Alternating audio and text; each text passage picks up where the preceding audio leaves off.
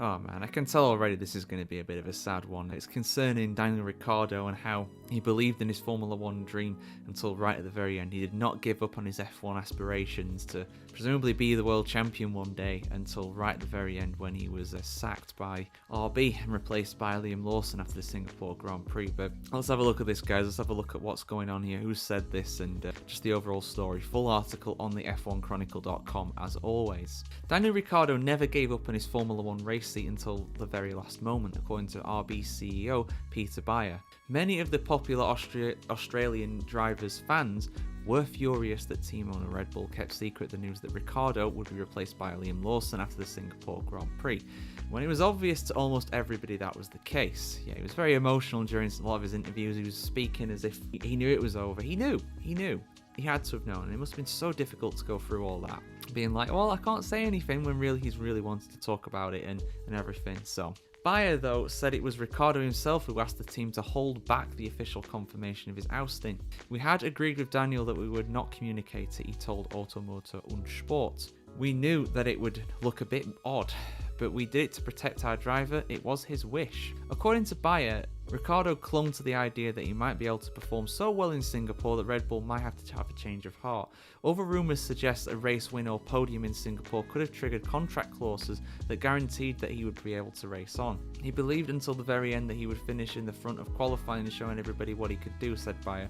I have never seen such mental strength in an athlete as this person has, and I have been in many sports. Unfortunately, Singapore, Ricciardo's last race in F1, was not a good weekend for the driver. It was a terrible moment when he was eliminated in Q1, said Bayer. You could already hear on the radio that his world collapsed. Yeah, I guess he knew it was over at that point. We then, there we go, combine the words together there. We then sat together in our office at 2 in the morning and asked him what we should do now. He told us that we should just let him drive the race. He just didn't want any fuss. In the end, Ricciardo was tearful after the Singapore Grand Prix night race on Sunday, but it was already several days before Red Bull finally confirmed that Lawson would be in his cockpit for the remainder of the season.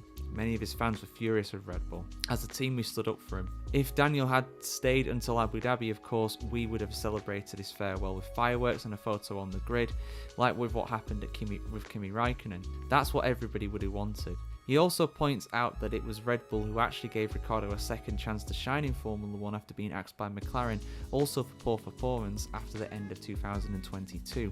We gave him another chance that nobody thought possible, said Bayer. It was important to us that by the end we could look back in the mirror and say we did the right thing for him, even if the whole world and his 9 million Instagram fans were bashing us. Yes, they definitely did bash, for sure. I'm not on Instagram, but I did see the fallout on Facebook. I'm in some Daniel Ricciardo fan groups on Facebook, and they were fuming. I get it. I get why. I 100% get why. I mean, this is not the first time I've heard this. I think Lauren Mekes, the team principal of RB, also said something similar as well, where he was saying, well, it's Daniel Ricciardo's wish. It was Daniel's wish that we don't make a big fuss out of it. So this is, I mean, I'm not accusing them of lying by any means, but, you know, some people might think they are lying and they're not telling the truth and they're just backing each other's stories up. We'll only really know, I think, or at least get an indication as to whether that was the case if Daniel Ricciardo says it. Because if Ricciardo comes out in an interview and says, you know, this was my thinking behind it, this is what I wanted, and they honoured my wish, I do see what they say happening. I do believe that is a possibility. I mean, it's a different thing and it's a different level, completely different sport, but you know, the mentality side of things, particularly in a sport as cutthroat as Formula 1, is huge. The mental aspect is massive.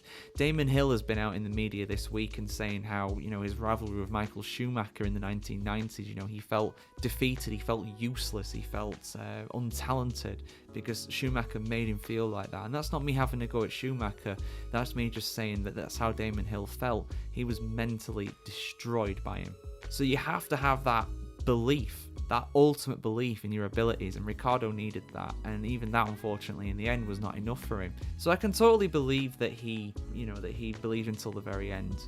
I totally believe that. Whether it was his wish or not to, air the fact that he was going to, have to be stepping aside for Liam Lawson the remainder of the season, that is another matter, and I am really on the fence as to whether that is the case. I can see it being the case, but I still think, personally, if I had to choose, gun to my head or whatever, I would say that probably it wasn't his choice. But what isn't in any doubt for me is I think if he did make that choice, and it was his choice to not talk about it in the media, I think he definitely regretted that decision. And he stuck by it, if that is the case, but I think he definitely regretted that decision as well, because he was distraught. It was very hard. And I'm someone who likes Ricciardo as well. I've criticised him a lot, but I do like him as a driver. He was my favourite driver in F1 for a long time. Just such an incredible character. And I hope, with the greatest respect to him, he stays away from Formula 1, because he's had his chance. He's had a second chance that Red Bull provided him with both chances. They brought him into F1 in the first place. They brought him back.